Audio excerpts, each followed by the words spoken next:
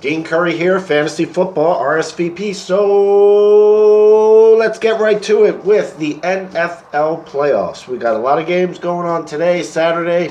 Let's start with the Pats Titans. What I'm going to basically talk about, tell you the pros and cons of each team. I'm not going to predict a winner. I'm just going to kind of give you the teams, the breakdowns, and then you can just kind of take it from there, what you feel would be the right move. The Pats are an interesting team. They're going up against a hot Titans, defense.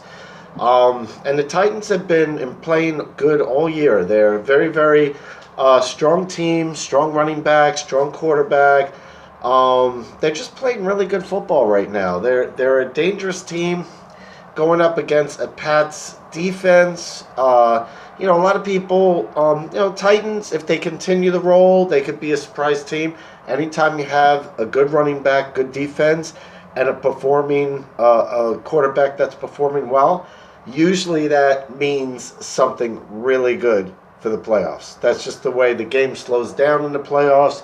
So I feel pretty good about the Titans. Very strong team. They're a very dangerous team. As far as the Patriots concerned, I know everyone's kind of counting them out. They're done, But, that also becomes a rallying cry, too. You know what I mean?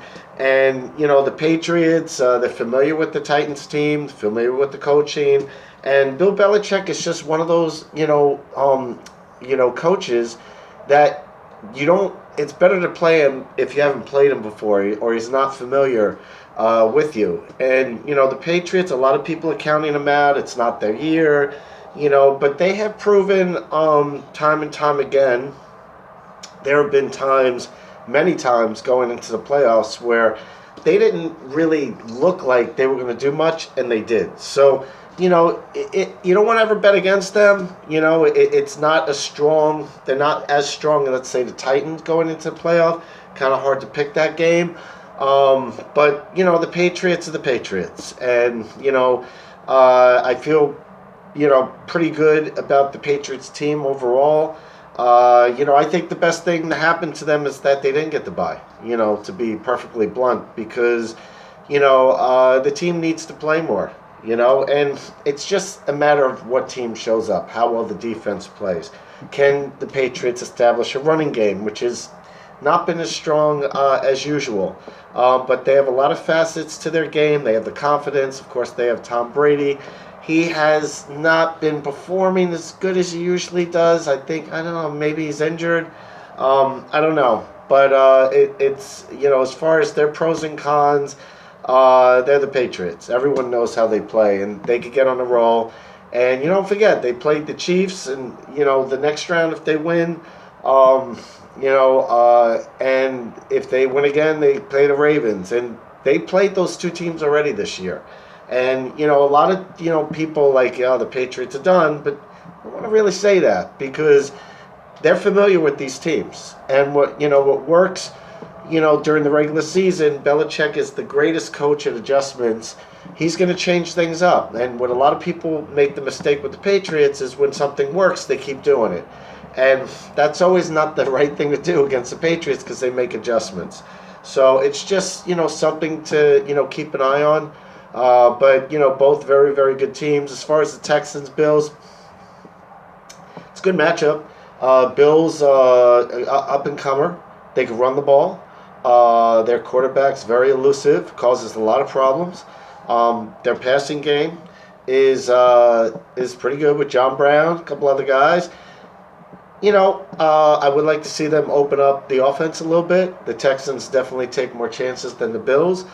But the Bills play people tight. They're a ball control offense. They play people tight. They have an underrated defense. Everyone knows they have a good defense, but I think it's even better than what people think. It's a really, really good defense. As far as the Texans, defense not as strong, but they take a lot of chances. They have a lot of weapons on offense.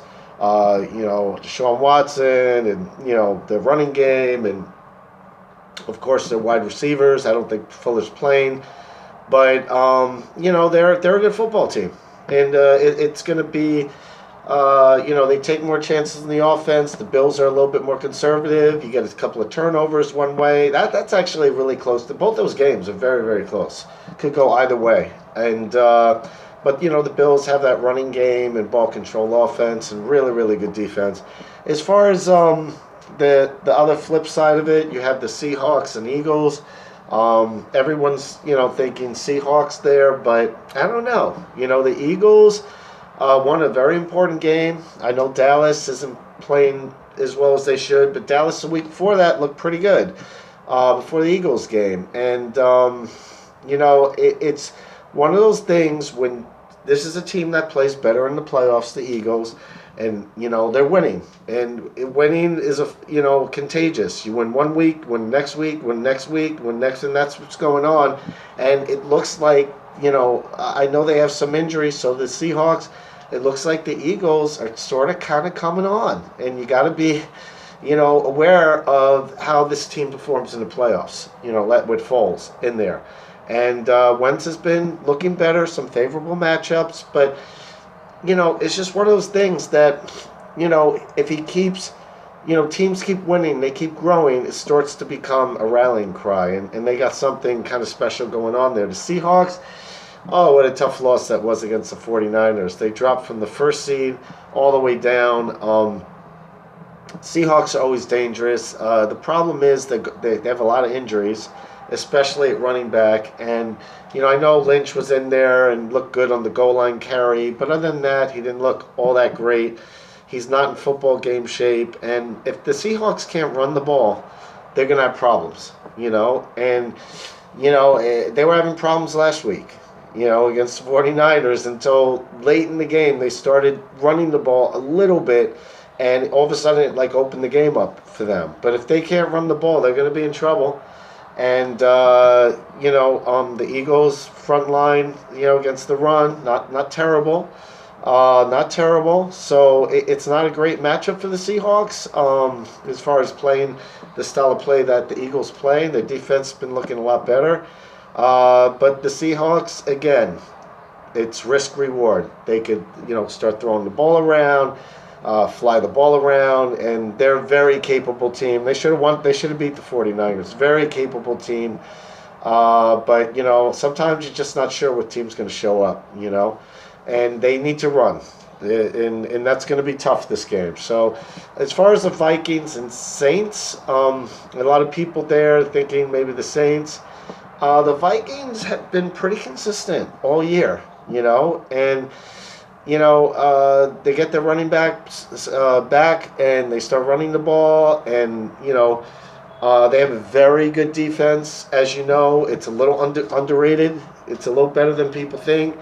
And they're very familiar with the Saints. So the Saints, it's almost like a division game. The Saints aren't going to come in there and roll against the Vikings, just like, the Patriots, when they play the Dolphins, they have problems, and even they play the Jets. No matter how bad their teams are, it's a division game. It always seems like the games are pretty close, Or last time Dolphins beat the Patriots, and it's not surprising. And that's what this game kind of reminds me of. I don't think it's going to be a blowout. It's going to be close. The Vikings have sort of got their number, the Saints, and keep the game close. The Saints, of course, look very, very good the last few weeks. Some of their opponents may not have been phenomenal, but they're looking pretty good.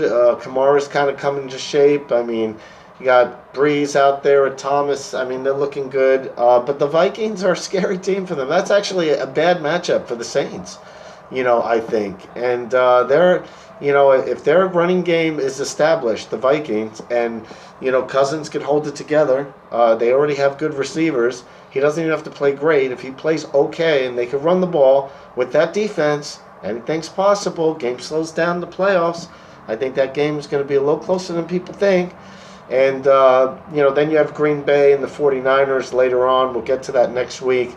49ers, very, very solid team all the way around, just like the Ravens. Very, very scary, solid team.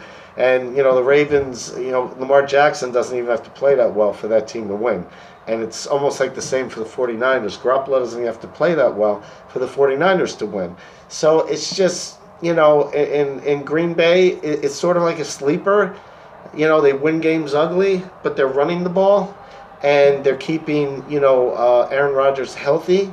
He's not throwing the ball around as much. They're sort of playing more conservative style of play, but they're winning. You know, and you just don't know when Aaron Rodgers is going to have a 5 touchdown game. The same could be said for Drew Brees. So, Green Bay's a very scary team this year. A lot of people are asking me about them. I'm like, they're very scary this year. This could be the year that they kind of, everyone's saying, teams like 49ers and stuff like that. Don't go to sleep on Green Bay. They have a good defense. They have a good running game. They have a phenomenal quarterback. He may not be playing the way he normally plays, but you don't know when that light switch is going to go on. They're a scary team for me. Very, very scary team for me, Green Bay. So that's pretty much it. I got this out a few minutes for the game. I hope it kind of helps you out, kind of broke it down for a little bit. I'll do it next week as well. I want to wish everyone great fantasy football week. I'll be podcasting, blogging a little bit more in next week's round. And I want to wish everyone the best. So have yourself a